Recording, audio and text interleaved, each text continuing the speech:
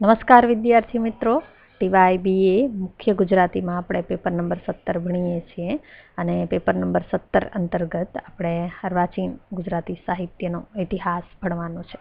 અર્વાચીન ગુજરાતી સાહિત્યના ઇતિહાસમાં આપણે બીજા યુનિટ અંતર્ગત કેટલાક મહત્વના સર્જકો વિશે વાત કરવાની છે, જેમાં આપણે અત્યારે આ વિડીયોમાં ઉમાશંકર જોશી વિશે વાત કરવા જઈ રહ્યા છે.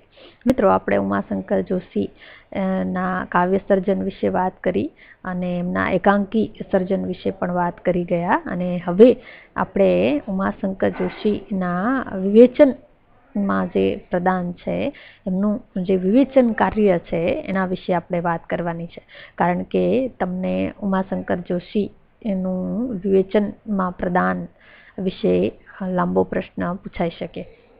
તો ઉમાશંકર જોશી વિશે આપણે વાત કરીએ અને એમાં પણ વિવેચક વિશે જ્યારે આપણે વાત કરીએ છીએ ત્યારે આપણે એક વાત સ્પષ્ટ કરી લેવી જોઈએ કે ઉમાશંકર જોશી જેટલા સારા કવિ છે એટલા જ સારા વિવેચક છે.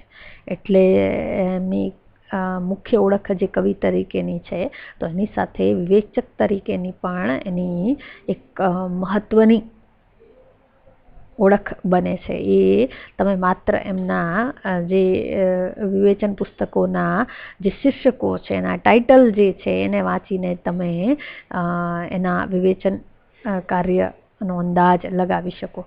એટલે ઉમાશંકર જોશી આપણા ગાંધી યુગના જ માત્ર નહીં, પરંતુ આપણા સમગ્ર વિવેચન સાહિત્યના એક પ્રથમ હરોળના વિવેચક રહ્યા છે.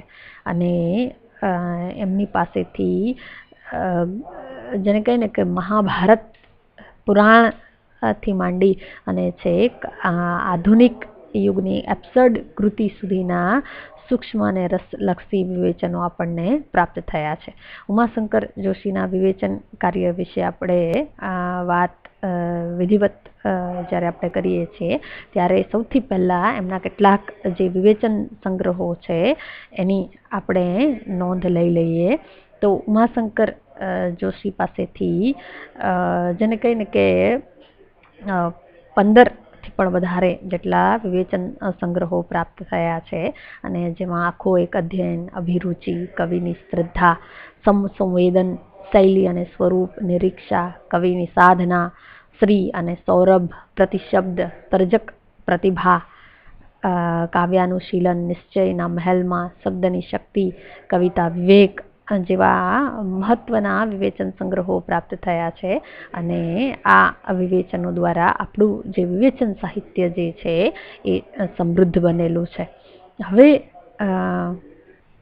ઉમાશંકર જોશી માટે વિવેચન એટલે આસ્વાદમૂલક અવબોધન કથા.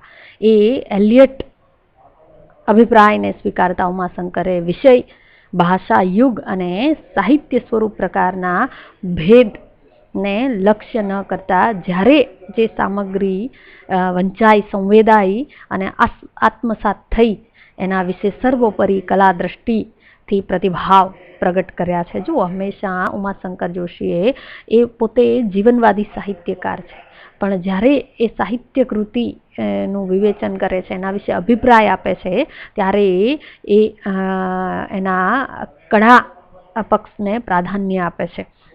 અને એ રીતે વિવેચન કર્મ એ એમના ભાવન વ્યાપારનો, એમના રસ વિશ્વનો નકશો નીવડતું હોય.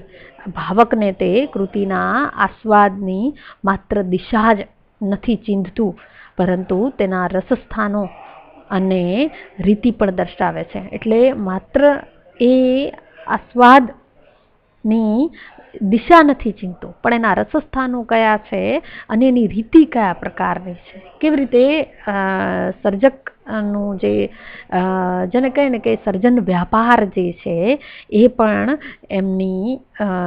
એમના વિવેચનોમાંથી એ પ્રગટ થાય છે.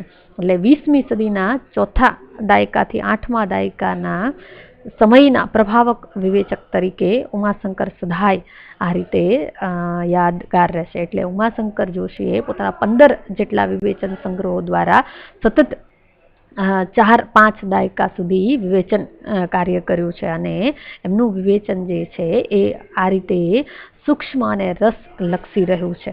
એટલે આપણી જે નવલરામથી આરંભાયેલી વિવેચન પરંપરા છે એમાં આનંદશંકર ધ્રુવ, બળવંતરાય ઠાકોર, રામનારાયણ પાઠકની વિવેચન પરંપરામાં ઉમાશંકરનું વિવેચન કાર્ય એ અર્વાચીન વિવેચન સાહિત્યમાં એક મૂલ્યવાન પ્રદાન કરનારું છે.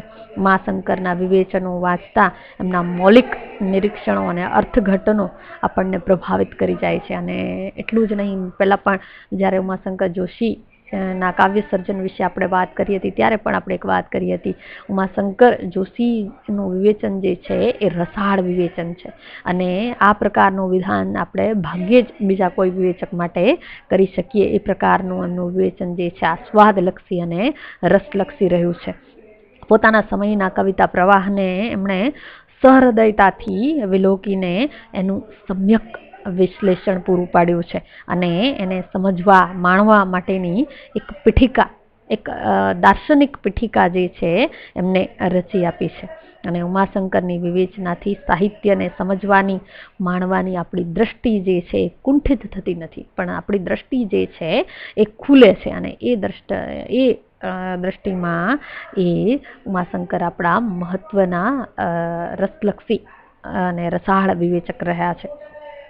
ઉમાશંકર જોશીએ કરેલા વિવેચનનું સમયની દ્રષ્ટિએ વિભાજન કરીએ તો એમાં પૌરાણિક કાળ, પ્રશિષ્ટ સંસ્કૃત સાહિત્ય યુગ, ભક્તિ ભર્યા મધ્યયુગ, દલપત નર્મદથી આરંભ થતા અર્વાચીન કાળ, પંડિત યુગ, ગાંધી અનુગાંધી યુગ, આધુનિક યુગ, અનુઆધુનિક યુગની સાહિત્યિક રચનાઓ તેમાં સમાયેલી છે. એટલે જુઓ, ઉમાશંકર જોશીનું વિવેચન જે છે છેક પૌરાણિક કાળથી આરંભાઈ અને અત્યારની આધુનિક કૃતિ સુધી એ વિસ્તર્યું છે.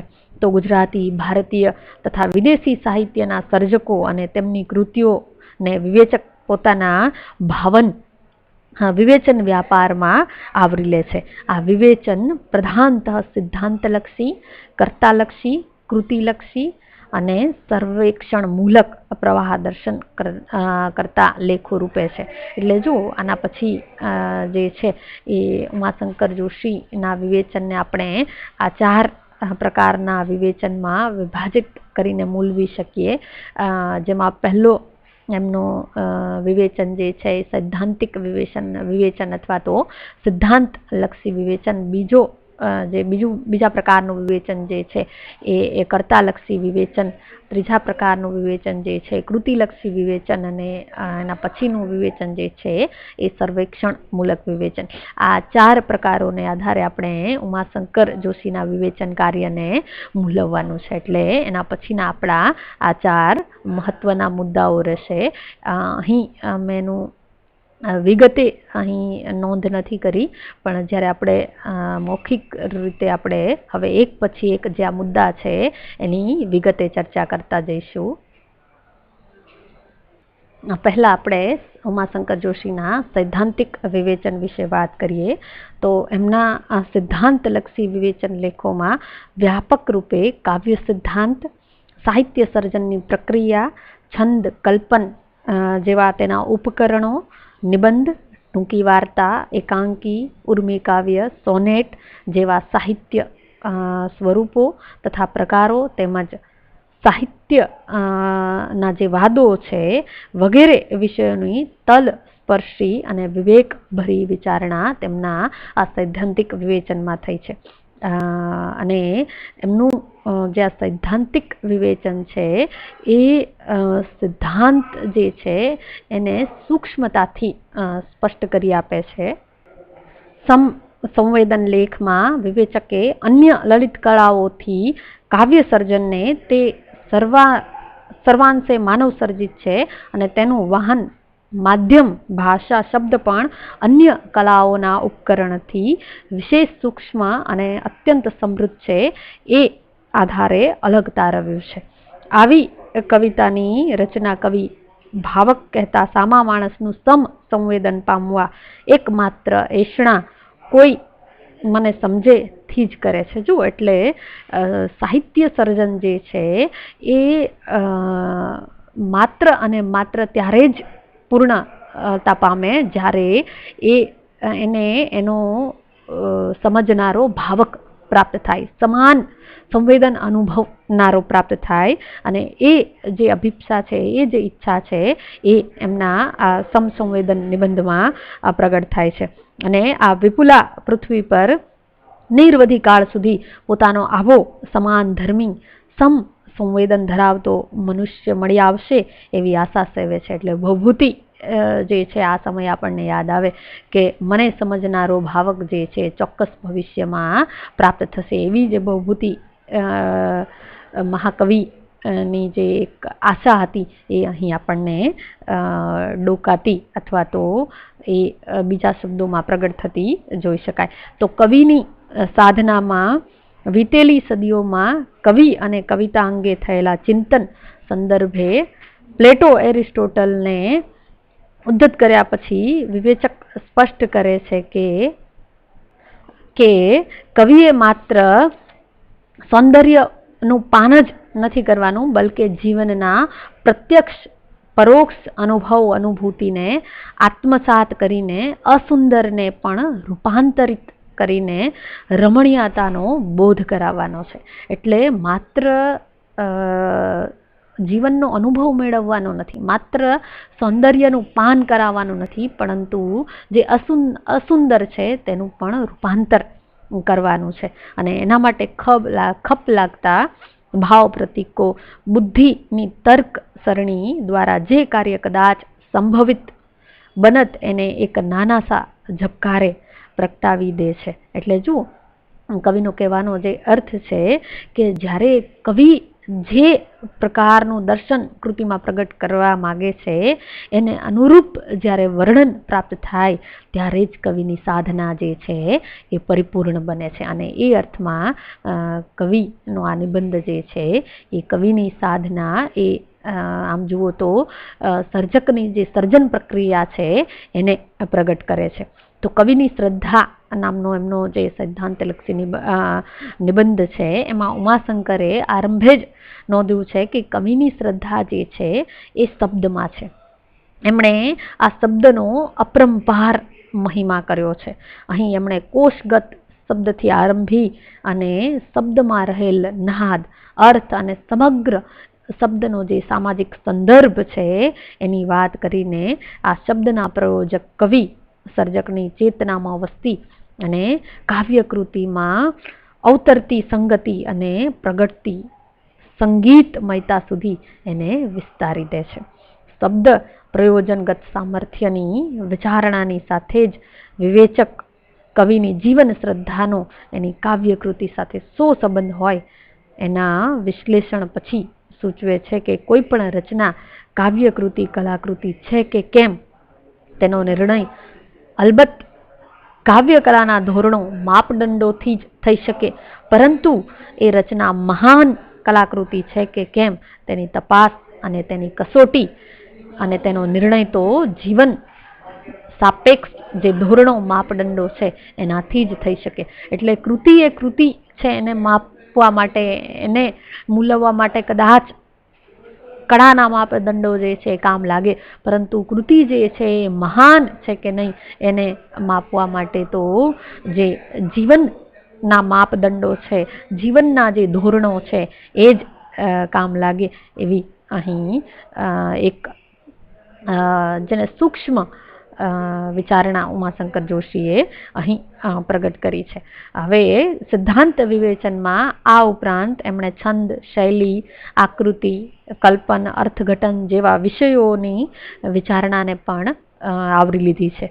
અને એમાં છંદ વિચારણામાં એમણે ગુજરાતીમાં પ્રયોજાતા મુખ્ય ચારેય પ્રકારના છંદોને લક્ષ્યમાં રાખીને કાવ્યની લયાત્મકતા સિદ્ધ કરવાના વાહન તરીકે છંદ સાધક અને બાધક સી રીતે બને છે અને 1956થી ગુજરાતી કવિતામાં આરંભાયેલા મુક્ત પદ્ય પ્રયોજન અને કાવ્યને પદ્યથી મુક્ત સ્વતંત્ર કરવાની અનિવાર્યતા તેમજ તેના પ્રમુખ 4 કારણો જે છે એની તપાસ કરી છે. જુઓ કેવી રીતે છંદ સાધક અને બાધક બંને છે એ કારણો આપીને ઉમાશંકર જોશીએ અહીં તપાસ કરી છે.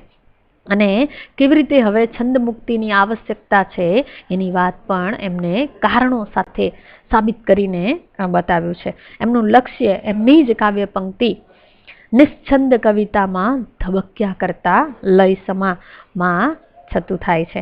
એમણે કાવ્ય ગદ્યમ પદ્યમ ચ નું સ્મરણ કરીને ગદ્ય પણ કોઈ કવિ વિશેષનું કાવ્ય રચના માટેનું અનિવાર્ય માધ્યમ કેમ બની રહે તે અહીં દર્શાવી આપ્યું છે. એટલે જુઓ, ઉમાશંકર જોશીનું આજે સૈદ્ધાંતિક વિવેચન પણ એટલું સૂક્ષ્મ અને કોઈને પણ સહજતાથી સિદ્ધાંત જે છે અવગત થઈ જાય એ પ્રકારનું સરળ એમનું વિવેચન રહેલું છે અને તાર્કિક રહેલું છે.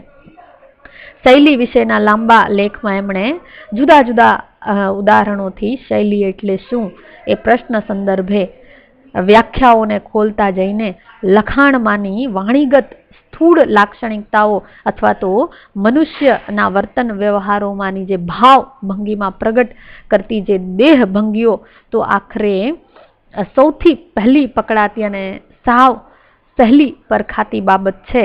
આ તો એ માત્ર સ્થૂળ વાત છે, એ શૈલી નથી. બરાબર, જે આપણી દેહભંગી છે અથવા તો આ તો આપણું વ્યવહાર વાણી વર્તનની જે છટાઓ છે એ શૈલી નથી એમ કહીને વિવેચક જે છે એ કાર્લાઇલ, વર્સફોલ્ડ ને તથા ભારતીય કાવ્યશાસ્ત્ર સિદ્ધાંત અંતર્ગત ભરત, વામન, આનંદવર્ધન, રૂયક, મોમટાદીને ટાંકતા જઈ શૈલી અને રીતિની વાત કરી છે. અને સમારોપમાં શીલે ભવા શૈલી, શીલમાંથી પ્રગટે તે શૈલી સૂત્ર સાથે સંમત થયા પછી શીલની વ્યાખ્યા કરી છે. જુઓ કે શીલમાંથી પ્રગટે તે શૈલી એની સાથે સંમત થયા પછી શીલ એટલે શું એની પણ ઉમાશંકર જોશીએ વ્યાખ્યા આપી છે.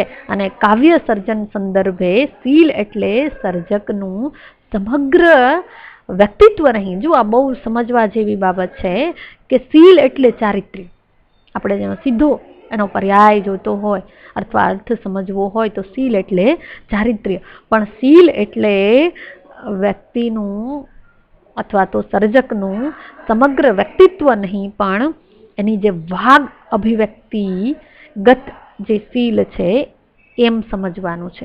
એટલે એની વાણીની અભિવ્યક્તિનું જે શીલ છે એની જે એક રીત છે એ સમજવાનું છે, એનો સ્વભાવ નહીં.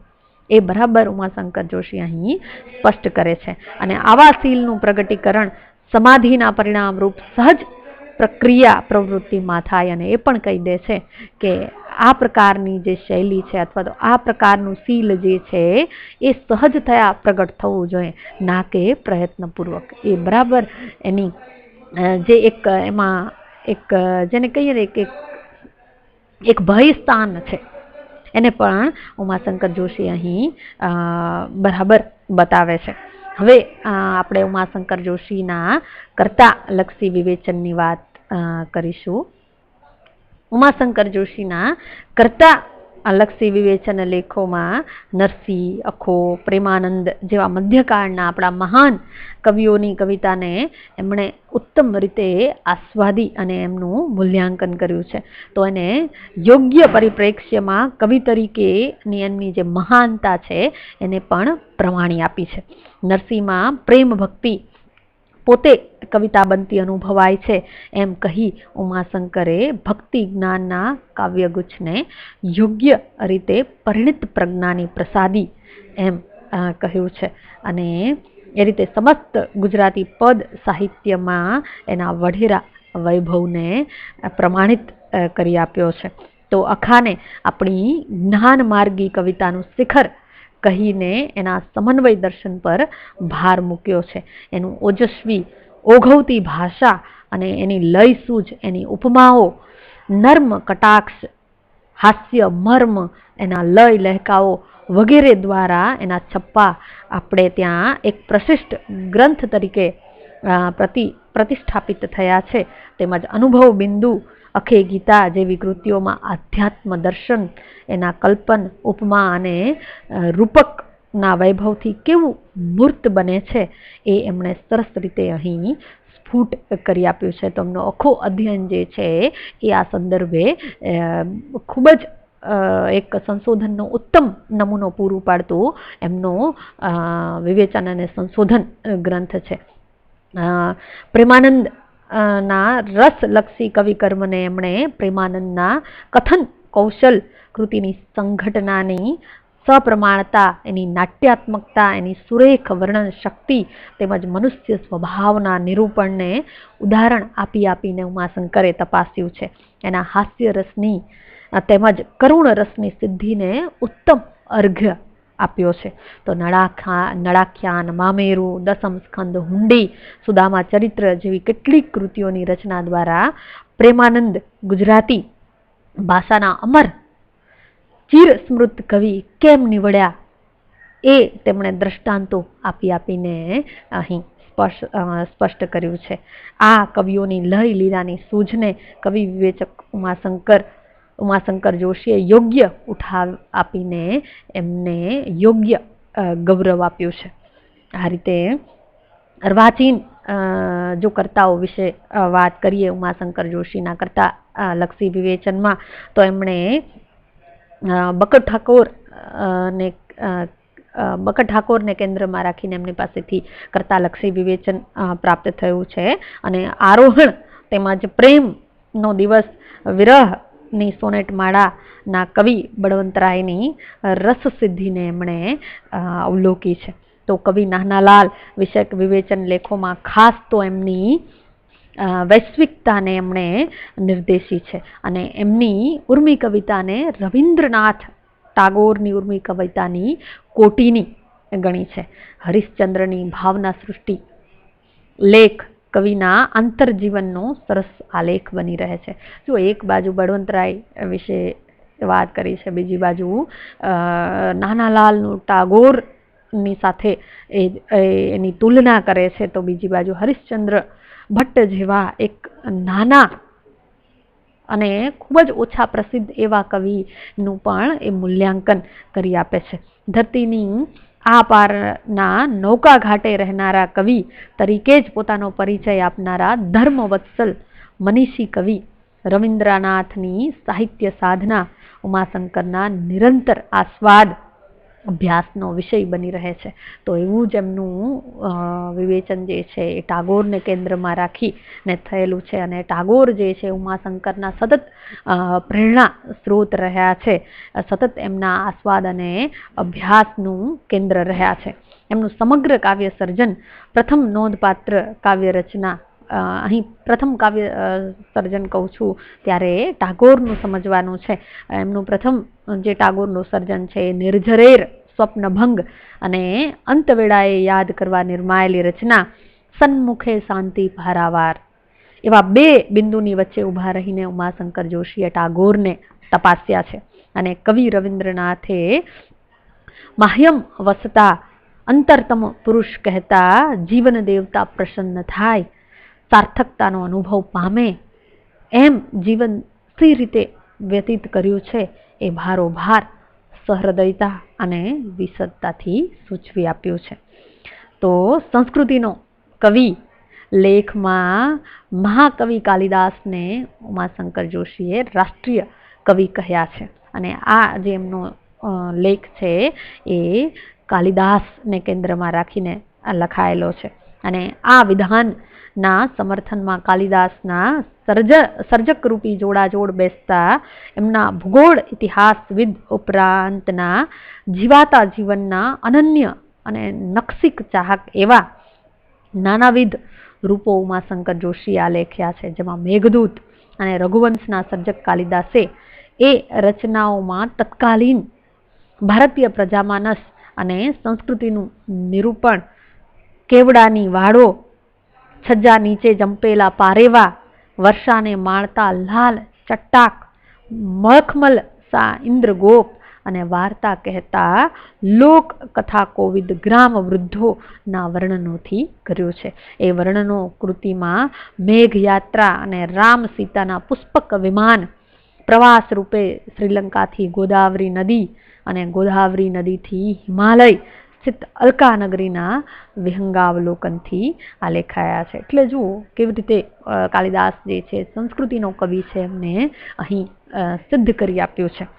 ત્યારબાદ એમનો એવો જ બીજો મહત્વનો કર્તાલક્ષી અભ્યાસ લેખ છે મહાભારતમાં માનવતા, જે મહાકવિ વ્યાસને કેન્દ્રમાં રાખીને લખાયેલો છે.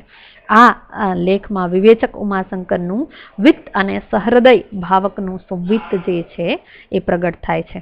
મહાભારતકાર કૃષ્ણ દ્વૈપાયન વ્યાસની આ મહાકાવ્યમાંની કૃતિના રચયિતા તેમજ તેના પાત્રરૂપ વિવિધ ભૂમિકા દ્વારા માનવ્યનું ગૌરવ સી રીતે થયું છે તે લેખના આરંભમાં જ ઉમાશંકર જોશીએ દર્શાવી આપ્યું છે. એ પછી યુધિષ્ઠિર, કૃષ્ણ, કર્ણ, કુંતી અને દુર્યોધનના પાત્રો દ્વારા પ્રગટતી માનવતા માત્ર માનવ લગી સીમિત ન રહેતા પશુ પંખી પરત્વે પણ કેવી રીતે વિસ્તરે છે એ અહીં ઉમાશંકર જોશીએ દર્શાવી આપ્યું છે. અને એ સંદર્ભમાં મહાભારતમાં માનવતા જે છે એ કેવી રીતે પ્રગટ થાય છે એ આ પાત્રો દ્વારા પ્રગટ કરી આપ્યું છે. તો ત્યારબાદ એમનો એક બહુ જ મહત્વનો અભ્યાસ લેખ અને જેના કારણે આપણા ઇતિહાસમાં એક હાસ્યમાં ધકેલાઈ જનાર કવિ જે છે એને યોગ્ય સ્થાન પ્રાપ્ત થાય છે એવું એમનું આ સિદ્ધાંત લેખ દ્વારા થયેલું કાર્ય છે. અને એ એમનો લેખ છે અડધી સદીનો દેશવટો. આ જે અભ્યાસ લેખ છે એ બાલાશંકર કંથારિયા ક્લાંત કવિને કેન્દ્રમાં રાખીને લખાયેલો લેખ છે. અને આ લેખ દ્વારા બાલાશંકર કંથારિયાને ઇતિહાસમાં યોગ્ય સ્થાન પ્રાપ્ત કરાવનાર ઉમાશંકર જોશી બને છે. એટલે આ લેખમાં 50 વર્ષ સુધી એક અત્યંત મહત્વના કવિ બાલાશંકર કંથારિયાને ગુજરાતી વિવેચનાએ સમજવામાં કરેલી જે ગફલત છે એના કારણે આ કવિની કેવી ઉપેક્ષા થઈ છે એ એમને આ આધાર સાથે અહીં સ્પષ્ટ કર્યું છે. પરંતુ અભ્યાસની મહત્તા તો વિવેચકે આ રચનાઓમાંથી જે સ્ફુરિત થયેલું જે રસ તત્વ છે એને ઓળખવામાં કરી બતાવી છે. એનાથી જ એની મહત્તા પ્રગટ થાય છે. વિવેચકે આ કામ પર્યાપ્ત તાટસ્થ્ય અને સહૃદયતા પૂર્વક કર્યું છે. તેમજ ક્લાંત કવિ એ પરકીય ભાવને ગાતી રચના નથી, એ તથ્યને દ્રષ્ટાંતની સહાયથી એમણે સ્પષ્ટ કરી બતાવ્યું છે. જુઓ, એ જ્યારે વિધાન કરે છે ત્યારે એ હવામાં વિધાન નથી કરતા ઉમાશંકર જોશી, પરંતુ એ પ્રમાણો આપીને પોતાના વિધાનને સિદ્ધ પણ કરે છે. અને એ અહીં આ આર્ટિકલમાં અથવા તો આ લેખમાં આપણે જોઈ શકીએ છીએ. આમ આ ગાન જે છે એ શૃંગારનું કે ભક્તિનું એવો પ્રશ્ન, એવો સંશય ને દૂર કરી અને પ્રેમ અને ભક્તિ વચ્ચે તેમજ માનુષી પ્રિયા અને પરમેશ્વરી પ્રિયા વચ્ચે અહીં કશો ભેદ કે અંતર નથી એ ક્લાંત કવિમાં એ બતાવી આપે છે. અને ભેદ ભાવનું ઉત્કટ ભાન એ જ અભેદ દશા અદ્વૈતાનુભૂતિ છે એવું દર્શન આ કૃતિમાં નિરૂપાયું છે એવું ઉમાશંકર જોશી એવું અહીં સ્પષ્ટ કરી આપે છે. તો હવે આપણે એના પછી આ જે વાત કરી આપણે એ કર્તાલક્ષી વિવેચનની કરી. હવે ઉમાશંકર જોશીના કૃતિલક્ષી વિવેચનની આપણે વાત કરીશું.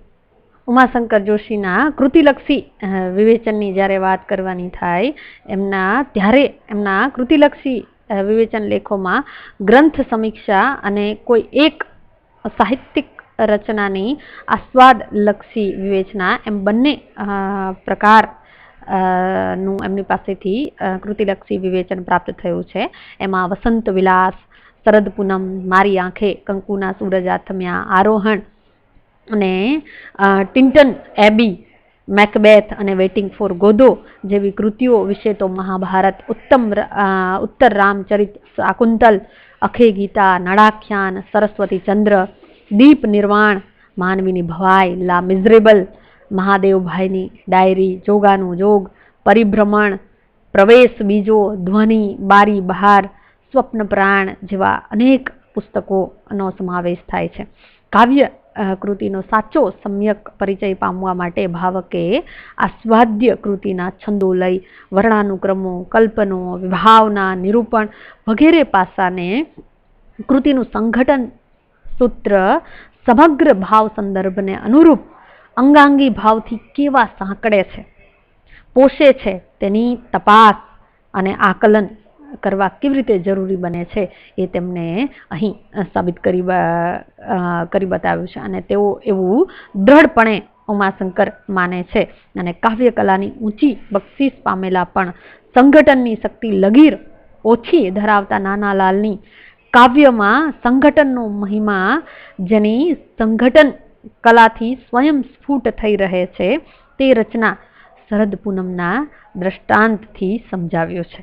અને કવિએ પ્રગટ રૂપે શરદ પૂનમ ચંદ્રીની વાત કરી છે, પરંતુ કાવ્યની 10મી, 17મી અને 20મી પંક્તિમાં અનુક્રમે થયેલા સંબોધનો સુધામુખી, દેવી, સખી ને ભાવ સંદર્ભ સાથે એને જોતા અને 10મી પંક્તિમાં નિરૂપિત ચંદ્રી અને જીવન સખીના હાસ્યની લહેરોના સામ્યને સ્વીકારતા શરદ પૂનમ દાંપત્ય વિકાસની પરિતૃપ્તિ અને વિરહ દશાના અસહ્ય કારુણ્યને ઘૂંટતી રચના કેમ બની રહે છે એ વિવેચકે કાવ્ય કંડિકાઓનો આંતર સંબંધ જે છે એ ખોલી આપીને સમજાવ્યું છે. તો ઉમાશંકરનું જે કવિ હાડ છે એ ગાંધી યુગની સર્જત છે, પણ ગાંધી વિચારણાથી ઉમાશંકર જોશી જે છે એ બંધાયેલા નથી, એ કુંઠિત થયા નથી. અને પ્રહલાદ પારેખના કાવ્ય સંગ્રહ બારી બહાર માની અનુગાંધી યુગની નવી કવિતાને આવકારતી વેળાએ આંતરદર્શન શીર્ષકથી લખેલા લેખમાં ગુજરાત એન્ડ ઇટ્સ લિટરેચરમાંની મુનશીની નોંધમાં સાહિત્ય કલા ઇન્દ્રિય ગ્રાહ્ય હોય છે એવા વિધાન સામેની ગાંધીજીની નારાજગીને નોંધીને પણ મુનશીના નિરીક્ષણની સાથે સંમત થઈને પોતાના કુળ ગોત્રથી નિરાળી જુદી પડતી કવિતાને આંખ કાન નાકની કવિતા તરીકે ઓળખાવી એમણે ઉલટભેર હૃદયથી એનું સ્વાગત કર્યું છે. અને પ્રહલાદ પારેખે એમની રચનાઓમાં તારક પ્યાલીઓ કે બાળકને માટે ગાતું કુસુમ જેવા કરેલા અપૂર્વ કલ્પન પ્રયોગો તથા ખુશ્બો ભર્યો અંધકાર અને ગાનનો ગેરવો રંગ જેવા પ્રયોગોથી દ્રશ્યેન્દ્રિય મૂલક સામગ્રી અંધારને કેવી રીતે ઘાણેન્દ્રિય સુલભ તથા શ્રવણેન્દ્રિય મૂલક સામગ્રી ગાનને કેવી રીતે દ્રશ્યેન્દ્રિય સુલભ કરી અપાતા ઇન્દ્રિય વ્યત્યયોની એમણે અહીં નોંધ લીધી છે. આ રીતે ઉમાશંકર જોશી જુઓ કેવા કોઈ પણ રીતે એ ગાંધી યુગના સર્જક હોવા છતાં, ગાંધી વિચારધારામાં ઘડાયા હોવા છતાં પણ એ બદલાતા પ્રવાહને એ આવકારનારા વિવેચક છે. અને આ રીતે એમના આ વિવેચન દ્વારા એ જોઈ શકાય. હવે ઉમાશંકર જોશીની કેટલીક નવલકથા ની કૃતિઓ વિશેના વિવેચનની આપણે વાત કરીશું. તો ઉમાશંકર જોશીએ નવલકથા એમની પાસેથી એક જ પ્રાપ્ત થઈ છે, પરંતુ એમના વિવેચનમાં નવલકથા વિશેના લેખો આપણને ઠીક પ્રમાણમાં પ્રાપ્ત થાય છે. એમની પાસેથી સરસ્વતીચંદ્રથી માંડીને એમણે ફેરો સુધી કેટલીય ગુજરાતી નવલકથાઓ તેમજ ભારતીય અને વિદેશી ભાષાની નોંધપાત્ર નવલકૃતિઓનું વિવેચન કર્યું છે. અને એમાં એક એમનો સૌથી આગળ તરી આવતો જે નવલકથાના કેન્દ્રમાં રાખીને લખાયેલો લેખ છે એ નવલકથાકારની ભારત માટેની ખોજ. એમને આ લેખમાં આ લેખ જે છે એ એમનો સૌથી અલગ તરી આવતો લેખ છે. અહીં ઉમાશંકર જોશીએ પન્નાલાલ પટેલની માનવીની ભવાઈની સાથે સાથે બંગાળી ભાષાની જે કૃતિ છે વિભૂતિભૂષણ બંદોપાધ્યાયની આરણ્યક અને હિન્દીની મેલા આંચલ અને મરાઠીની ગારંબીચા બાપુ જેવી જાનપદી નવલકથાઓ છે. આ 4 નવલકથાને કેન્દ્રમાં રાખી અને એમની જે નવલકથાકારની ભારત માટેની જે ખોજ છે એની અહીં વાત કરી છે. વિવેચકે લેખના પ્રારંભે જ પ્રાદેશિક નવલકથાઓને ભાષાકીય તેમજ સામાજિક ભૂમિકાએ પ્રવર્તતા સંકુચિત પ્રદેશવાદ રાષ્ટ્રવાદ સાથે કશી લેવા દેવા નથી એ અહીં પ્રારંભમાં જ સ્પષ્ટ કર્યું છે. તો આરણ્યકમાં વિભૂતિભૂષણ બંધોપાધ્યાયે આર્થિક અને સામાજિક વિષમતા અને વિટંબણાઓની સામે ઝઝૂમ્યા કરતા વસુંધરાના વિછોડાયેલા બાળસા આરણ્યકનું કરેલું પ્રભાવશાળી આલેખન મૈલા આંચલમાં ફણીશ્વરનાથ રેણુએ કરેલી સમકાલીન ભારતની સામાજિક રાજકીય ઉથલ પાથલની સમાંતરે ભૂમિ ભૂખ્યા આદિવાસીઓ ઉપર થતા જોર જુલમનું નિરૂપણ લોકબાનીમાં કરીને નૂતન ભારતના પ્રસવ કાળની જે પીડા છે એનો પૂરો દસ્તાવેજ આપ્યો છે. તો માનવીની ભવાઈમાં પન્નાલાલ પટેલે ભૂંડી ભૂખ અને એનાથી સવાઈ ભૂંડી ભીખની વસમી વેળામાં તવાઈને રાજુના અમર આશાવાદને ટેકે ટકી જતા કથાનાયક કાળુના નિમિત્તે ઈશાન્યા દેશની દશા અવદશાનું અહીં લોકબાનીમાં નિરૂપણ કર્યું છે. અને ગારંબીચા બાપુ માસરીના પેન્ડસે નસીબે લાડ લડાવીને છકાવી દીધેલા છોકરા સમા કથાનાયક બાપુના ચરિત્ર ચિત્રણ દ્વારા પ્રગટ કરેલી પોતાની પીછાનને અંકે કરવાની અને જેણે પોતાનો સ્વીકાર કર્યો છે બ્રહ્મ સમાજને નૈતિક બળ અને તાજગી આપવાની એક અજંપ જે મથામણ છે, એમ આ ચારેય કથાકૃતિમાં નિરાળા નિરૂપણને સન્નિધિકૃત કરીને વિવેચક ઉમાશંકર એ વાત જે છે તારવે છે કે આ પ્રાદેશિક કથાઓ વિવિધ ભારતીય સમાજોના ભાતીગળ વૈવિધ્યમાં સમાહિત એકતા રૂપ તળપદા માનવ્યને અજવાળી આપે છે. એટલે આ જે જુદા જુદા પ્રદેશોની જે માનવતા છે એને અજવાળવાનું કાર્ય આ સર્જકોએ કર્યું છે. તો ત્યારબાદ એમના બીજા કેટલાક મહત્વના લેખો છે અને એમાં પણ જે કૃતિલક્ષી એમની વિવેચના છે, સૂક્ષ્મ અને રસાત્મક વિવેચના, એના ઉદાહરણો આપણને પ્રાપ્ત થાય છે. હવે સમગ્ર રીતે જ્યારે આપણે ઉમાશંકર જોશીના વિવેચન કાર્યને જોઈએ છીએ એની પહેલાં આપણે સર્વેક્ષણમૂલક વિવેચનની આપણે વાત કરી લઈએ. ઉમાશંકર જોશી પાસેથી સૈદ્ધાંતિક વિવેચના, કર્તાલક્ષી વિવેચના અને કૃતિલક્ષી વિવેચનાના પ્રમાણમાં સર્વેક્ષણમૂલક વિવેચના જે છે એ થોડી ઓછી પ્રાપ્ત થાય છે. અને એમાં એમની પાસેથી અંગ્રેજી અમલનું કાવ્ય સાહિત્ય, 30 પછીની કવિતા, 100 વર્ષનું સરવૈયું અને સમકાલીન કવિતાનું વિવેચન જેવા લેખોમાં વિવેચકની બહુશ્રુતતા અને આકલન તથા પરીક્ષણ શક્તિનો પરિચય મળી રહે છે. અને આ એમના કેટલાક લેખો જે છે એનો સમાવેશ સર્વેક્ષણમૂલક વિવેચનમાં થાય છે.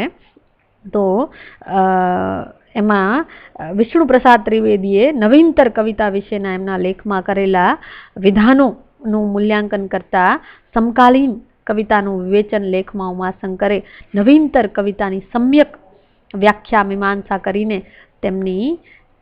તેની કલ્પન પ્રતિક ધર્મિતા તથા પરંપરિત છંદ પ્રયોગની લાક્ષણિકતા તારવી આપીને આ કવિતાને પારખવાની એક દિશા ચિંધી આપી છે. તો આપણે અહીં ઉમાશંકર જોશીના જે આ 4 પ્રકારના વિવેચનો છે એની વાત કરી અને હવે આપણે ઉમાશંકર જોશી નું જે વિવેચન છે એની સમગ્ર રીતે આપણે એકવાર વાત કરી લે. ઉમાશંકર જોશીના વિવેચનની જે સમૃદ્ધિ છે, એની જે લાક્ષણિકતાઓ છે એની આપણે વાત કરીએ તો સમગ્ર રીતે જ્યારે ઉમાશંકર જોશીના વિવેચન કાર્ય અને કવિ તરીકે એમની ઉપલબ્ધિની સમક્ષ જુઓ કે સમગ્ર રીતે જ્યારે એમની વાત કરવાની થાય ઉમાશંકર જોશીના વિવેચનને, ત્યારે એમનું વિવેચન કાર્ય જે છે એ એમના કાવ્ય સર્જનની સમાન કક્ષાએ ઊભું રહે છે. એટલે જેટલા એ ઉત્તમ કવિ છે એટલા ને એટલા ઉત્તમ એ વિવેચક છે. અને ગુજરાતી અને ભારતીય જ નહીં બલકે સમસ્ત વિશ્વ સાહિત્ય વિશે એક નવી અંતરદ્રષ્ટિ અને વિવેચકની વિશ્લેષણમૂલક તથા તુલનાત્મક વિવેક દ્રષ્ટિ એમના વિવેચનમાં નિરંતર પ્રવૃત્તિ જોવા મળે છે. આ વિવેચનામાં વ્યાસ, વાલ્મીકી અને કાલિદાસની સાથોસાથ હોમર, સોફોક્લિસ, શેક્સપિયર વિશે વિચારણા થઈ છે. મધ્યકાળની વાત કરીએ તો સમગ્ર ભારતીય સંત સાહિત્યના સંદર્ભમાં એમણે કરેલા નિરીક્ષણોથી આધુનિક ભાવક જે છે એ ઉપકૃત થાય છે. નરસિંહ, અખો, પ્રેમાનંદ વિશેનું એમનું વિવેચન ગુજરાતી સાહિત્યની વિવેચન પરંપરામાં એક અનન્ય છાપ પાડનારું નીવડ્યું છે. એમાંય ઉપેક્ષિત કવિ અખાને એની દાર્શનિક પીઠિકા ધરાવતી કવિતા સંદર્ભે ઉમાશંકરે જે રીતે સ્થાપિત કર્યા છે તે વિવેચનના સાહિત્યની એક વિશિષ્ટ ઘટના છે. એવું જ આપણે બાલશંકર કંથારિયાના સંદર્ભમાં પણ કહી શકીએ. એટલે ઉમાશંકરની એવી જ નિર્ભીક ગતિ અર્વાચીન અને આધુનિક સાહિત્યના વિવેચનમાં પણ રહી છે. ગોવર્ધનરામ ત્રિપાઠીના સરસ્વતીચંદ્રની સર્વ સ્પર્શી મીમાંસા હોય, યુગ દ્રષ્ટા કવિ રવિન્દ્રનાથની કાવ્ય સૃષ્ટિના રસસ્થાનોનો નિર્દેશ હોય કે ભારતીય જાનપદી નવલકથાઓની પર્યેષણા હોય, વિવેચક એ સઘળા વિષયાંગોમાં સહજ સરળ ગતિ કરીને કૃતિની કલાત્મકતાને ચીંધી આપે છે. વળી કાલિદાસ ભવભૂતિના સંસ્કૃત નાટકોના સમીક્ષક ઉમાશંકર આધુનિક નાટ્ય સાહિત્યના એક મહત્વના સર્જક બેકેટની રચના વેટિંગ ફોર ગોદોનું આંતર સૂઝથી વિવેચન કરે છે. અને આ બંને પક્ષમાં આ રીતે તમે જોશો કે ઉમાશંકર જોશી છે એને ક્યાંય એક વિવેચક તરીકે એ હંમેશા એની દ્રષ્ટિ જે છે એ સમાન રહી છે. એમને જેટલો પક્ષપાત સંસ્કૃત કવિ પ્રત્યે છે એટલો ને એટલો પક્ષપાત, એટલી ને એટલો જે રસલક્ષિતા છે એ આધુનિક નાટ્યકાર સંદર્ભે પણ એ સેવે છે. એટલે એ અર્થમાં ઉમાશંકર જોશી આપણા મહત્વના સમગ્ર વિવેચન પરંપરાના એ મહત્વના વિવેચક છે. હવે આ રીતે એ સર્વ સ્વીકૃત તથ્ય છે કે ગાંધી દર્શન પ્રેરિત જીવન મૂલ્યોથી ઉમાશંકર આજીવન પ્રભાવિત રહ્યા છે. એમનો સૂચિત જીવન અભિગમ સાહિત્ય સર્જનમાં તેમજ વિવેચનમાં પણ પ્રત્યક્ષ પરોક્ષ રૂપે પ્રગટ થાય છે. પણ આશ્ચર્ય એ વાતનું પણ છે કે માર્ક્સવાદ, પ્રગતિવાદના પ્રભાવ તળે સર્વહારા વર્ગ પ્રત્યેની ઉમાશંકરની ઊંડી નિસ્બત એક સમયે મેક્સિમ ગોર્કીને આદર્શ માનવા પ્રેરે છે. આ બધું હોવા છતાં એમની સઘળી વિવેચન સ્થાપના પ્રતિપાદનોની સાક્ષીએ સ્વીકારવાનું તો એ રહે છે. જુઓ, એનો મતલબ એ નથી કે એ કળાના જે મૂલ્યો છે એને ઉવેખીને એ વિવેચન કાર્ય આપે છે, પણ કળાના માપદંડને ધ્યાનમાં રાખીને જ એના જે સાક્ષીઓ છે, એના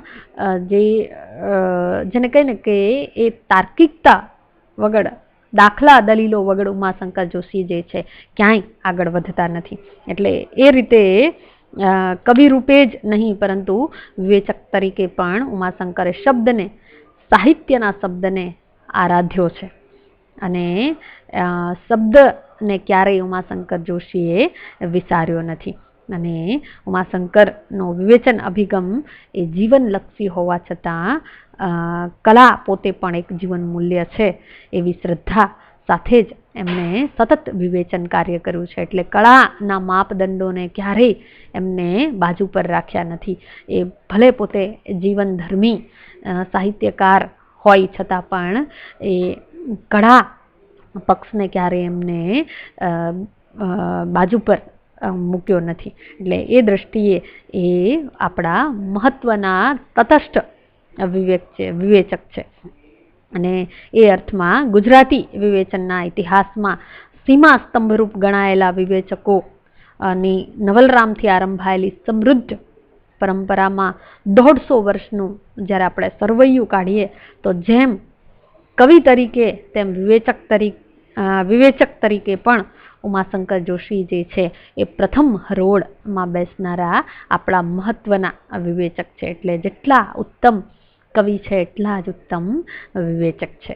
અહીં આપણે ઉમાશંકર જોશીના વિવેચન વિશે વાત કરી અને એમના 4 પ્રકારનું જે વિવેચન છે એની આપણે એક પછી એક